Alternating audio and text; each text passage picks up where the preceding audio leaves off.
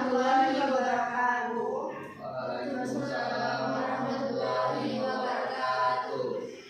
Baik, di sini kami dari kelompok 3 akan menjelaskan pemaparan mengenai unsur-unsur yang ada di golongan 3A. Sebelum kita masuk ke dalam presentasi, itu ada baiknya kita perkenalan diri terlebih dahulu. Perkenalkan, saya Dia Ayu Paramaiswari dan rekan saya Denanda, Saya Nur Angelina Putri, yang akan menjadi presentator dari unsur-unsur yang ada di golongan 3A.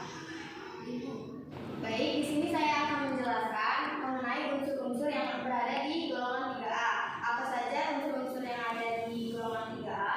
Yaitu, sebelum masuk ke apa saja yang ada di unsur yang ada di golongan 3A. Jadi golongan 3A itu merupakan unsur yang mencakup satu unsur metaloid dan 4 unsur yang memiliki sifat kelobangan yang sama. Nah, unsur golongan 3A ini dia dicirikan sebagai suatu kelompok dengan memiliki 3 elektron di bagian keluar dari struktur atomnya. Jadi di unsur golongan 3A ini kan dia mencakup boron, aluminium, gallium, indium, dan juga thallium. Nah, boron itu merupakan unsur yang paling ringan dan merupakan unsur metaloid, sedangkan aluminium, gallium, indium, dan thallium itu merupakan unsur yang memiliki sifat kelobangan yang sama.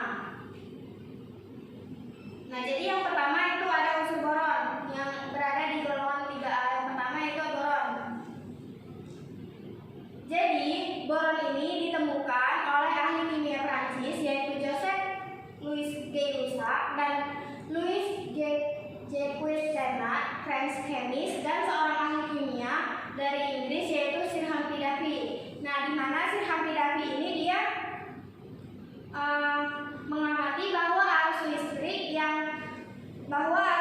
yang dikirim melalui larutan borat itu mengalami pengendapan berwarna coklat di salah satu elektrodenya. Kemudian di eksperimen berikutnya dia menggunakan kalium yang direaksikan dengan larutan asam borat alih-alih untuk sebagai elektrolisis. Kemudian si Davy ini dia menemukan cukup banyak boron untuk mengkonfirmasi unsur baru yang diberi nama borakanium. Jadi kan boron itu terisolasi dan terdapat dalam asam borat. Terus kata boron sendiri itu berasal dari bahasa Arab yaitu burak dan bahasa Persia yaitu burak dan akhirnya disebut dengan borat. Nah, pada tahun 1909 William Bentrock mampu memproduksi boron dengan kemurnian 99% dengan mereduksi boron halida dengan hidrogen. Next. Selanjutnya ada sumber kelimpahan dari boron. Jadi sumber kelimpahan boron ini di alam sangat sedikit karena boron ini termasuk unsur yang ringan. Jadi sumber kelimpahannya itu sangat kecil yaitu sekitar 0,0003% di alam. Dan boron ini banyak ditemukan di borat, tetapi boron ini juga ditemukan di asam borik, kuleksit, kolemanit, kernit, dan borasit. Nah, negara yang sintesis boron paling besar itu adalah Turki. Tapi selain Turki, diiringi dengan Turki, ada pun negara-negara yang mensintesis boron yang cukup besar. Contohnya Amerika Serikat, Tiongkok, Peru. Selanjutnya ada cara pembuatan boron. Nah, jadi boron ini tidak terlalu banyak diproduksi dalam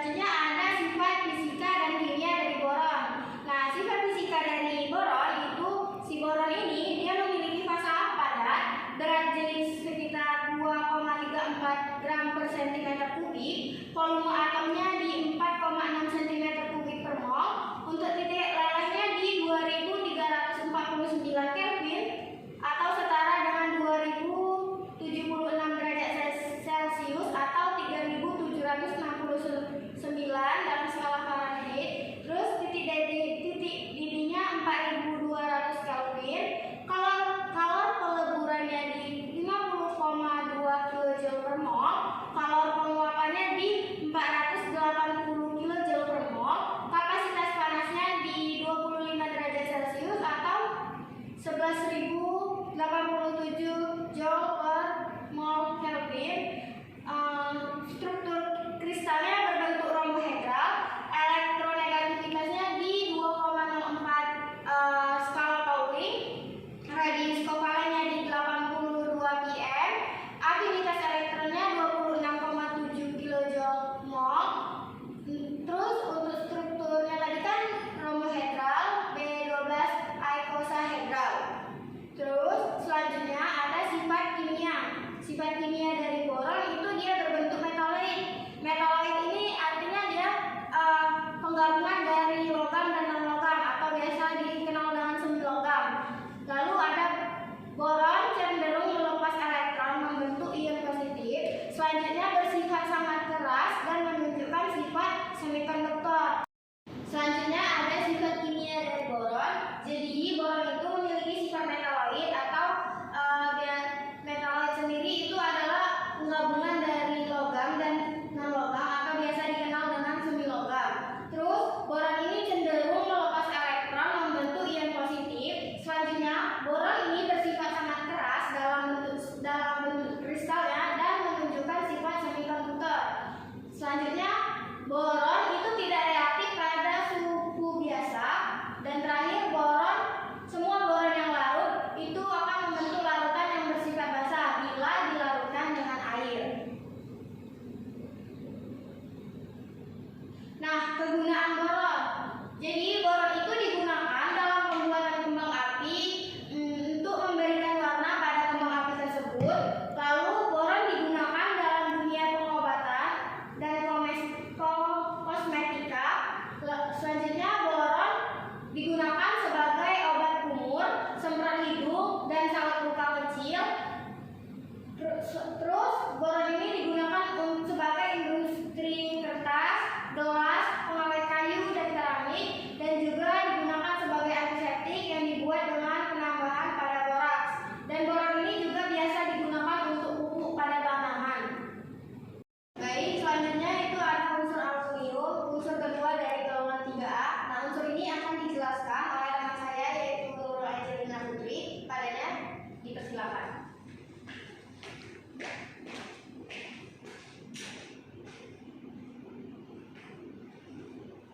Baik, terima kasih pada moderator. Di sini ada unsur aluminium. Nah, aluminium ini merupakan logam unsur kimia dengan lambang Al dengan nomor atom 13. Aluminium ini bukanlah jenis logam berat, melainkan jenis logam yang berlimpah nomor 3 dengan elemen-elemen yang berjumlah sekitar 8% dari permukaan bumi. Nah, aluminium ini ditemukan pertama kali pada tahun 1825 oleh ahli kimia yang bernama Hans Christian Ørsted dengan mengisolasi aluminium ini menjadi logam yang lebih murni. Pada percobaannya, beliau ini mereaksikan aluminium klorida anhidrat dengan amalgam kalium sehingga menghasilkan sebuah benjolan logam yang tampak seperti timah.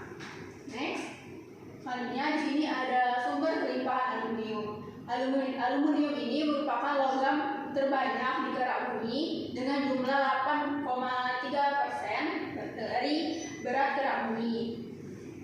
Nah, aluminium ini tidak dijumpai dalam keadaan bebas karena sangat reaktif terhadap oksigen. Nah, aluminium ini biasanya ditemukan dalam keadaan silikat aluminium dan bercampur dengan logam-logam lainnya seperti magnesium, kalium, kalsium, besi. Selanjutnya aluminium ini ditemukan dalam beberapa senyawa seperti bauksit, kaolin, korundum, klorid, dan beril. Next.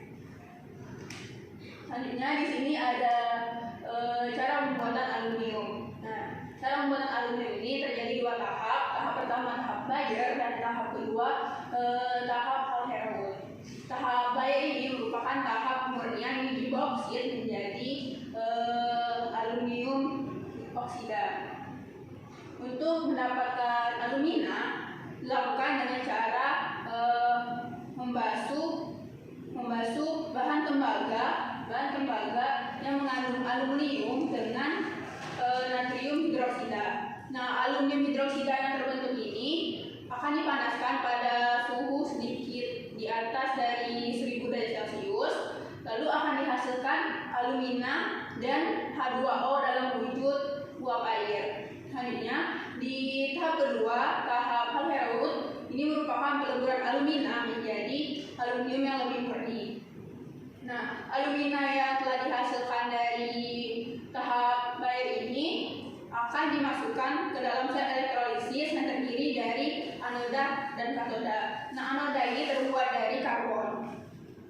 Nah, selama proses elektrolisis, arus listrik ini berjalan melalui alumina, sehingga alumina ini memungkinkan untuk terurai.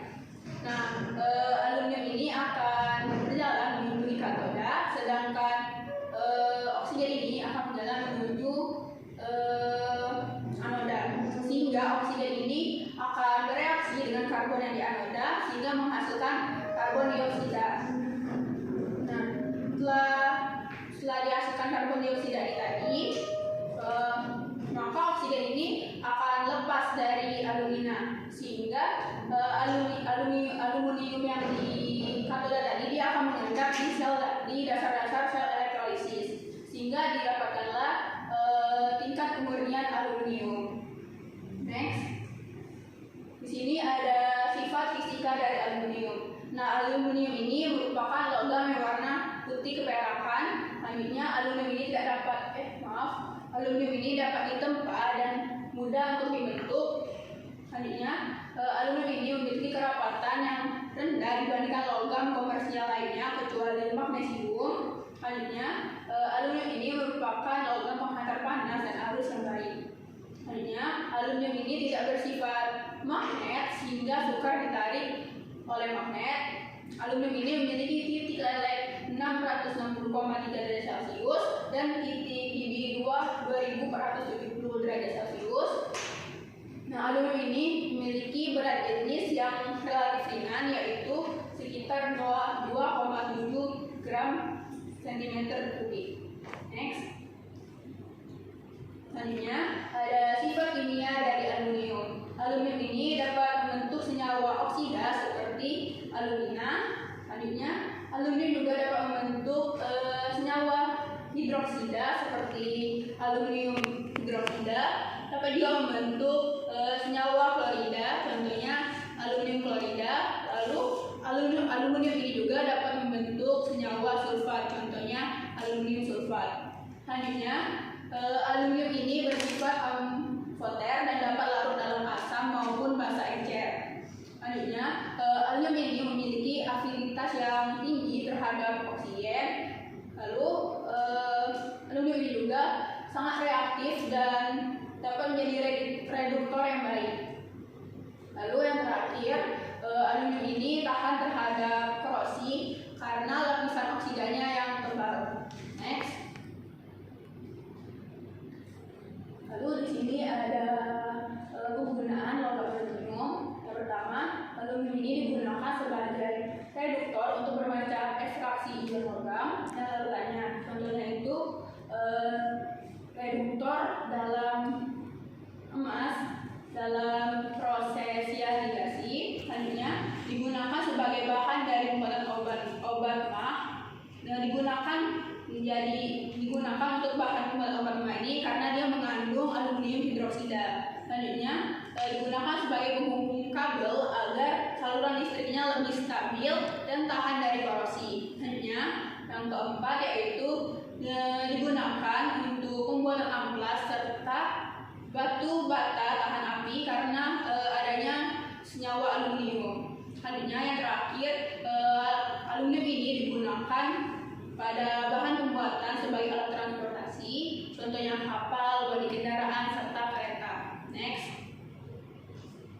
Di sini ada video reaksi antara aluminium dan asam klorida.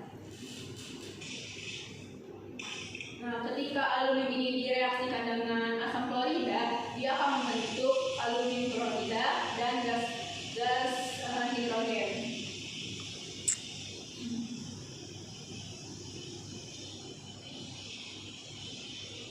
Gelembung-gelembung gas yang dihasilkan ini merupakan gas hidrogen. Dan larutan yang tidak berwarna ini merupakan aluminium klorida. Terima kasih. Sekian dari saya kembalikan kepada moderator.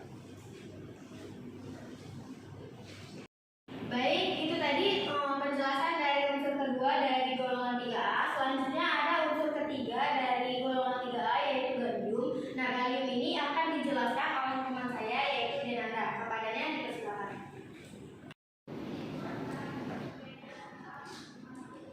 Baiklah, di sini saya akan menjelaskan unsur dari gallium.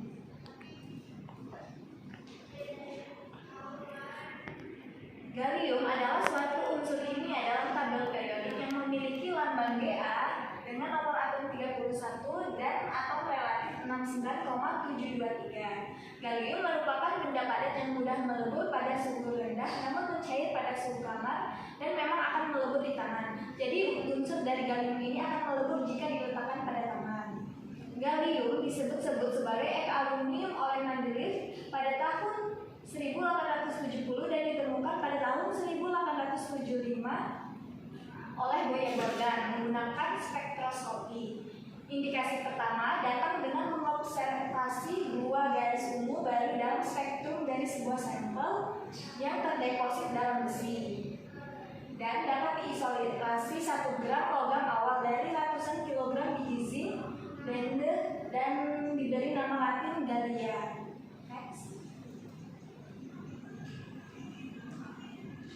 Nah, di sini ada kelimpahan dari unsur gallium. Yang pertama, tidak ditemukan di beberapa mineral. Kelimpahan gallium di kerak bumi hanya berkisar 0,0018% atau 18 per miliar. Dan ditemukan pada biji bauksit, sphalerite, diaspor, germanit, dan batu bara. Nah, kelimpahan gallium ini banyak diperoleh pada beberapa negara seperti China, Jepang, dan Rusia. Next. Nah, di sini ada cara pembuatan dari unsur gallium. Yang pertama, hasil dari proses pembuatan aluminium, pemurnian bauksit melalui proses Bayer yang akan menghasilkan konsentrasi gallium pada larutan alkali dari sebuah aluminium. Yang kedua yaitu dengan elektrolisis menggunakan sebuah elektroda merkuri yang memberikan konsentrasi lebih lanjut dan tahan karat dari hasil natrium gallium menghasilkan logam gallium cair. Nah, di sini ada sifat fisika dan kimia. Yang pertama yaitu sifat fisika dari gallium. Yang pertama, gallium dapat berwarna keperakan. Yang kedua, padat dan mudah rapuh. Jadi, gallium ini jika dicampur dengan unsur logam lain seperti dicampur dengan aluminium yang menyebabkan aluminium ini mudah rapuh dan mudah patah. Yang ketiga, dapat membentuk senyawa halide hidrida. Nah, unsur dari gallium ini dapat membentuk senyawa halide hidrida dikarenakan pada karakteristik elektrovalensinya dan kemampuan untuk berikatan dengan atom lain. Yang terakhir dapat bereaksi dengan asam dan basa. Nah, di sini ada sifat kimia dari gallium. Yang pertama, reaksi gallium dengan halogen, yaitu 2Ga3+ direaksikan dengan 3F2 menghasilkan 2Ga3. Yang kedua, reaksi gallium dengan golongan 6A, 2Ga3+ direaksikan dengan 3S2- menghasilkan Ga2S3. Yang ketiga, reaksi gallium dengan asam, yaitu Ga2O3 direaksikan dengan 6H+, menghasilkan 2Ga3 plus 3H2O. Yang terakhir, reaksi gallium dengan basa, Ga2O3 direaksikan dengan 2OH- menghasilkan 2GaOH4 kali min. Next. Nah, di sini juga terdapat kegunaan dari unsur gallium. Yang pertama, unsur gallium dapat menciptakan cermin yang cemerlang. Yang kedua, unsur gallium sebagai campuran pada senjata nuklir. Yang ketiga, unsur gallium ini dapat dijadikan termometer yang bertemperatur tinggi. Dan yang terakhir, unsur gallium ini dapat sebagai semikonduktor untuk dioda pemancar cahaya. Baiklah, materi selanjutnya akan dijelaskan oleh Saudari Nurul. Untuk Saudari Nurul, dipersilakan.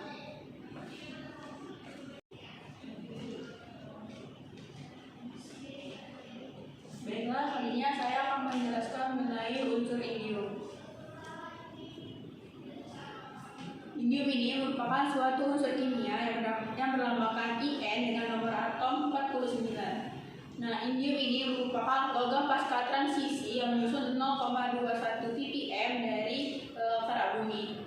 Nah, indium ini pertama kali ditemukan pada tahun 1963 oleh Ferdinand Reichan dan Hieronyme Kittelrichter dengan metode spektroskopi.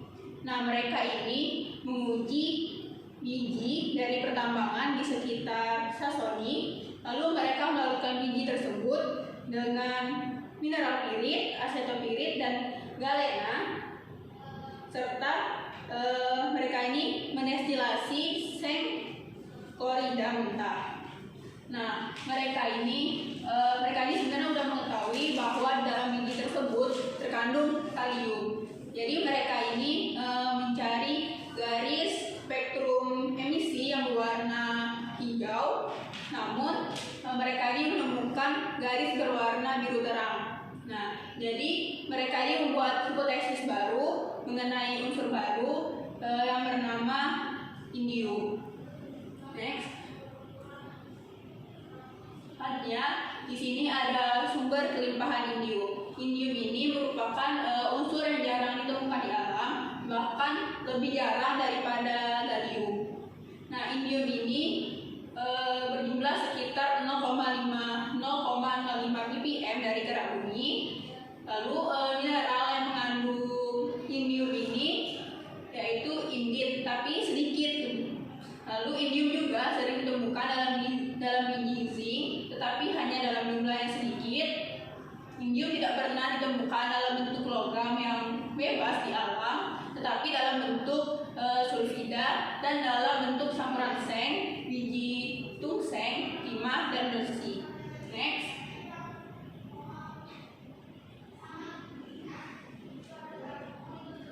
Lalu di sini ada cara pembuatan indium. Yang pertama yaitu tahap penambangan dan pengolahan biji indium. Nah, indium ini sering ditemukan di biji-biji timah. Lalu biji tersebut diekstraksi di pertambangan, lalu dihancurkan menjadi serpihan-serpihan kecil.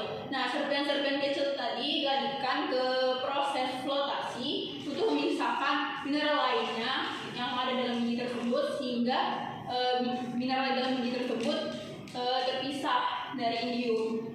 Selanjutnya lanjut ke tahap pemurnian. Tahap pemurnian ini melibatkan pengolahan biji menggunakan proses kimia seperti ekstraksi pelarut organik untuk memisahkan indium dari mineral lainnya. Nah, setelah indium terpisah dari mineral lainnya, dilanjutkan ke proses elektrolisis yang akan melalui proses mengalirkan arus listrik melalui lapisan kimia yang akan menghasilkan unsur indium yang murni. Selanjutnya, materi selanjutnya akan dilanjutkan oleh Denanda.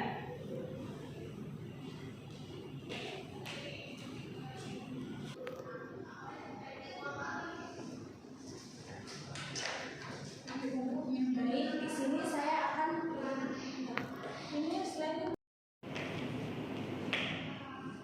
Baik, di sini saya akan melanjutkan sifat fisika dan kimia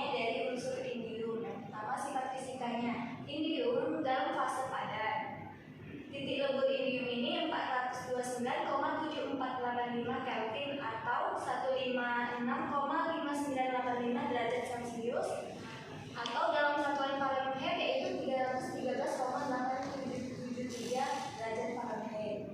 Nah, titik didih dari indium ini yaitu 2345 Kelvin atau 2027 derajat Celcius, atau juga bisa dalam satuan derajat Fahrenheit yaitu 3762 derajat Fahrenheit. Nah, kepadatannya mendekati 7,31 gram per cm kubik. Nah, saat cair pada 7,02 gram. Baiklah, di sini saya akan melanjutkan materi tentang sifat fisika dan kimia dari unsur indium. Yang pertama yaitu sifat fisikanya. Indium ini dalam fase padat, titik lebur 429,7485 Kelvin atau 156,5985 derajat Celcius, atau bisa juga 313,8773 derajat Fahrenheit. Nah, titik didihnya yaitu 2345 Kelvin atau sama dengan 2027 derajat Celcius, atau bisa juga dalam satuan Fahrenheit yaitu 3762 derajat Fahrenheit. Nah, kepadatannya mendekati 7,31 gram per cm kubik. Saat cair, titik lelehnya yaitu 7,02 gram per cm kubik. Titik triplenya yaitu 429,7445 Kelvin atau setara dengan 1 kilopascal. Leburannya yaitu 3,281 kJ per mol. Kalau penguapan yaitu 231,8 kJ per mol. Kapasitas kalori molarnya yaitu 26,747 Joule per mol Kelvin. Nah, di sini ada juga sifat kimia dari unsur indium. Indium ini memiliki 49 elektron. Bilangan oksidasinya yaitu 3,2,1 oksida unfolded. Elektron negativitasnya yaitu 1,78 dalam skala Fouling. Energi ionisasi 3 yaitu dalam satuan kilojoule per mol sebesar 2703.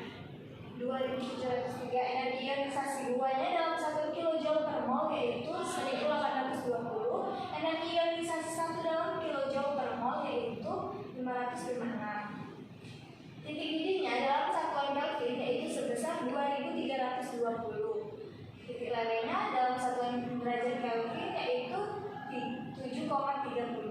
Kerapatannya dalam satuan gram per cm kubik yaitu 7,30. Jari-jari van der Waals-nya yaitu 193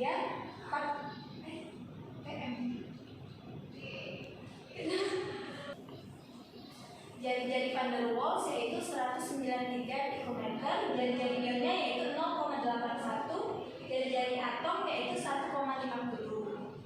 Next. Nah, di sini ada kegunaan dari indium. Yang pertama yaitu indium digunakan sebagai bahan campuran logam poros, transistor, germanium, termistor, dan fotokonduktor. Karena indium ini memiliki titik lebur rendah, lentur dan mudah dibentuk, kestabilan kimia yang baik, konduktivitas thermal dan listrik yang baik, serta sifat optik yang menarik. Yang kedua yaitu indium banyak digunakan di receiver DVS, kamera, PDA, mesin penjawat telepon seluler, dan berbagai konfigurasi lainnya. Yang ketiga yaitu indium 5 oksida atau disingkat dengan ITO. Oksida indium banyak digunakan dalam pembuatan layar LCD karena oksida indium ini memiliki sifat transparan, konduktivitas yang tinggi, ketahanan terhadap oksida yang baik dan fleksibel. Dan yang terakhir yaitu indium leukocyte scintigraphy digunakan untuk memantau fungsi sel darah putih. Nah, di sini ada unsur dari talium. Talium adalah sebuah unsur kimia dengan lambang Tl dan nomor atom 81 serta atom relatif yaitu 204,38. Indium ini merupakan sebuah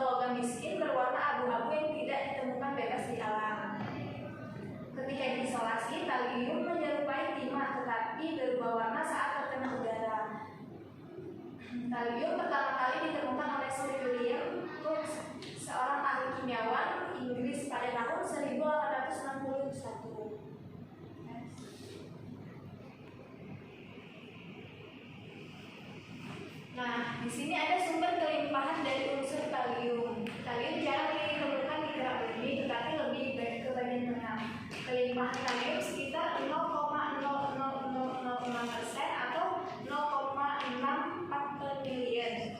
Berikut sumber kelimpahan kalium. Yang pertama ditemukan di beberapa batuan, tanah maupun tanah liat. Kalium terkandung di dalam biji sulfida besi, zinc, dan kobalt. Dan unsur kalium ini ditemukan di mineral seperti boksit, ioran hutchinsohit. Nah, kalium ini biasanya dihasilkan yang banyak menghasilkan unsur kalium seperti negara Cina, Jepang, Kanada, Korea Selatan, dan Rusia. Materi berikutnya akan dijelaskan oleh saudari Dia. Untuk saudari Dia silakan.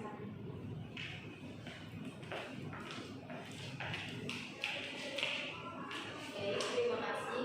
Selanjutnya yaitu mengenai cara pembuatan dari kalium. Jadi cara pembuatan kalium ini yang pertama dia dengan penambangan biji yang mengandung kalium dengan diolah dan dihancurkan menjadi serpihan kecil. Selanjutnya masuk ke proses pemisahan atau polasi, yaitu dilakukan pemisahan dengan mineral-mineral lainnya.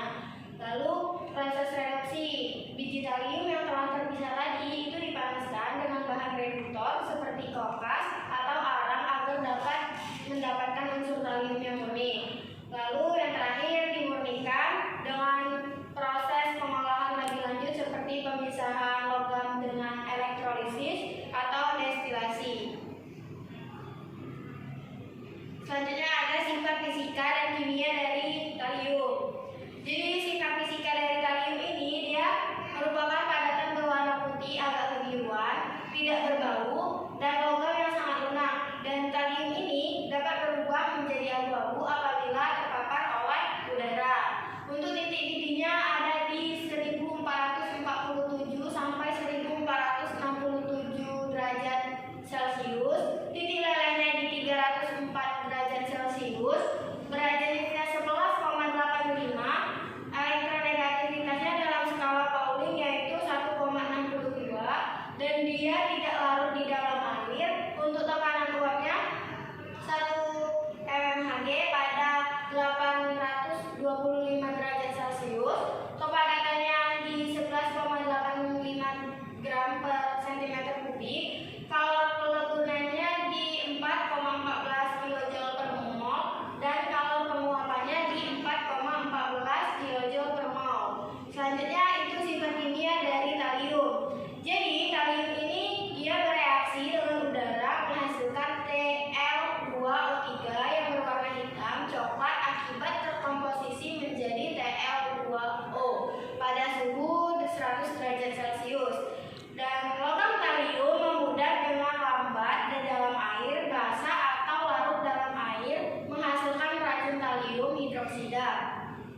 Terakhir, logam kalium ini dia bereaksi dengan hebat dengan unsur-unsur halogen. Selanjutnya ada kegunaan kalium. Jadi kalium ini dia tidak dipergunakan untuk logam karena tidak ada penggunaan untuk logam kalium karena kalium murni itu dengan cepat digabungkan dengan oksigen dan uap air dari atmosfer dan membentuk zat tepung hitam. Kalium itu digunakan bersama dengan belerang atau selenium dan arsen membentuk kaca leler rendah. Jadi kalium ini dia penggunaannya tidak bisa berdiri sendiri gitu. Jadi ada tambahan dari unsur-unsur lain. Nah itu tadi materi-materi dari golongan 3A yang telah disampaikan mulai dari boron sampai kalium. Sekian sampai sini. Apakah dari teman-teman ada yang ingin ditanyakan atau yang kurang jelas? Kami membuka sesi pertanyaan dengan 2 sesi. Ya, disilakan. Baiklah, perkenalkan nama saya Haikal. Saya ingin bertanya, kenapa unsur kalium terbuat dari proses terjadinya proses aluminium? Baik, untuk pertanyaan dari Haikal kita tampung dulu. Apakah dari teman-teman yang lain ada yang ingin ditanyakan lagi? Baiklah, tanpa salah perkenalkan saya Bisa Pengasari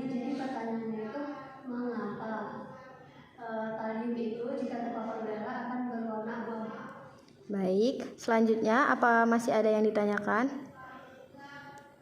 Ya. Perkenalkan, nama saya Umar Karima. Jadi tadi yang dijelaskan bahwa aluminium ini reaktif terhadap udara. Sedangkan di sekitar kita itu terbanyak banyak bahan-bahan peralatan dapur dan peralatan lainnya itu yang pakai aluminium.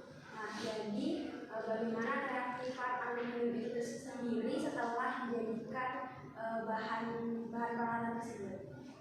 Baik, untuk pertanyaan dari teman-teman akan kita diskusikan terlebih dahulu. Saya akan menjawab pertanyaan dari Anissa Komala yang bertanya mengapa kalium itu berubah menjadi abu-abu saat dia terpapar dengan udara. Jadi, kalium itu dapat menghasilkan lapisan abu-abu saat bereaksi dengan udara. Ketika kalium terkena udara, dia akan membentuk kalium oksida. Nah, kalium oksida itulah yang membuat titanium murni tadi itu menjadi warnanya, kan tadi warnanya tuh warna putih. Nah, waktu dia kena udara menjadi kalium oksida. Nah, kalium oksida itulah yang berwarna abu-abu. Begitu. Apakah Anissa sudah puas? Saya rasa sudah jelas. Terima kasih. Baik, terima kasih. Selanjutnya, pertanyaan selanjutnya itu akan dijawab oleh teman saya yaitu Denanda. Pertanyaan dari Haikal, yaitu kenapa gallium berasal dari hasil proses pembuatan aluminium. Nah, gallium ini berasal dari pemurnian bauksit melalui proses Bayer yang menghasilkan konsentrasi gallium pada larutan alkali. Untuk Haikal, apakah sudah cukup jelas atau ada Ya, yang terima kasih. Baiklah, pertanyaan selanjutnya akan dijawab oleh Nurul. Jawab pertanyaan dari Umar Karima. Jadi pertanyaan itu bagaimana kereaktifan aluminium terhadap oksigen apabila telah diubah menjadi peralatan rumah tangga. Jadi aluminium ini memiliki sifat yang cukup baik untuk menahan reaksi dengan oksigen. Hal ini terjadi karena aluminium ini membentuk lapisan oksida yang tipis yang dapat melindungi permukaannya. Nah, ketika aluminium ini terpapar udara, lapisan oksida ini akan terbentuk secara alami dan mencegah korosi lebih lanjut. Nah, hal inilah yang membuat aluminium ini menjadi pilihan yang baik untuk perabotan rumah tangga. Tapi jika lapisan oksida ini rusak atau tergores secara signifikan, maka aluminium ini akan terjadi korosi. Jadi penting untuk kita untuk menjaga perabotan rumah tangga kita yang terbuat dari aluminium tadi. Bagaimana Umar Karima, apa sudah jelas? Cukup jelas. Terima kasih. Terima kasih. Untuk sesi kedua, apakah ada yang ingin bertanya kembali? Ya, dipersilakan kepada Anissa. Ya, jadi pertanyaannya itu kan tadi dijelaskan bahwa gallium itu digunakan untuk semikonduktor dioda pemancar cahaya. Jadi gimana sih penggunaan gallium itu sendiri pada semikonduktor untuk dioda pemancar cahaya? Baik, terima kasih pertanyaannya dari Anissa. Apakah dari teman-teman yang lain ada yang ingin ditanyakan? Baik, kami akan menjawab pertanyaan Anissa. Mohon ditunggu sebentar untuk kami diskusikan. Di sini saya akan menjawab pertanyaan dari Anissa. Nah, gallium sebagai semikonduktor dalam dioda pemancar cahaya atau LED adalah untuk mengubah energi listrik menjadi cahaya. LED gallium menghasilkan cahaya ketika arus listrik melewati mereka. Nah, penggunaannya yaitu ada 5 cara. Yang pertama, kristal pemancar cahaya di dalam LED dan dioda laser mengandung campuran beberapa senyawa gallium seperti gallium arsenida dan gallium nitrida. Kedua, gallium arsenida dapat mengubah listrik menjadi cahaya dan digunakan dalam LED pada berbagai layar alat elektronik dan jam tangan. Nah, yang ketiga, gallium nitrida digunakan dalam perangkat optoelektronik biru dan ungu, kebanyakan dioda laser dan dioda pemancar cahaya. Yang keempat, gallium arsenida digunakan dalam LED merah dan inframerah, dan gallium arsenat fosfida dalam LED kuning. Yang kelima, LED biru dan ultraviolet serta dioda laser mengandung campuran beberapa senyawa dari gallium. Untuk Anissa, apakah ada yang kurang jelas atau kurang mengerti? Sudah jelas, terima kasih. Tadi presentasi dari kelompok kami. Terima kasih kepada teman-teman yang sudah mengikuti presentasi kami sampai akhir. Kami akhiri